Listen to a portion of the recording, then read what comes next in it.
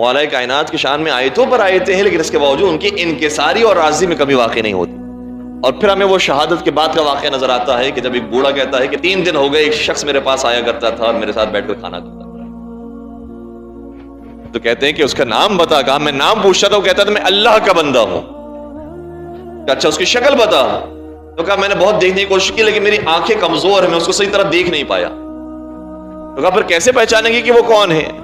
کیا اکثر وہ میرے ساتھ بیٹھتا تھا تو ایک جملہ کہتا تھا مسکین جالس مسکینا وغریب جالس غریبا.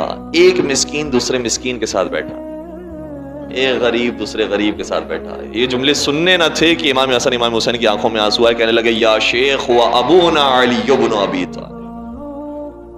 اے شیخ وہ ہمارے بابا علی ابن ابی طالب تھے. تو وہ کہاں رہ گئے ہیں؟ کہا بس ابھی دفنا کے آ رہے ہیں.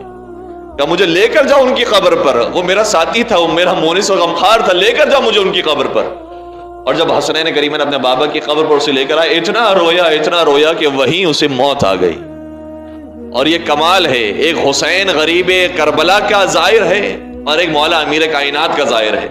مولا حسین کا بھی جو پہلا زائر تھا وہ بھی جابر بن عبداللہ انصاری، وہ بھی نابینا تھا. اور مولا امیر کائنات کا بھی جو پہلا زائر تھا وہ بھی نابینا تھا. یہ ظاہری طور پر نابینا تھے لیکن ان کے دل روشن تھے، اس لیے نور امامت کو دیکھ رہے تھے، نور ولایت کو دیکھ رہے تھے.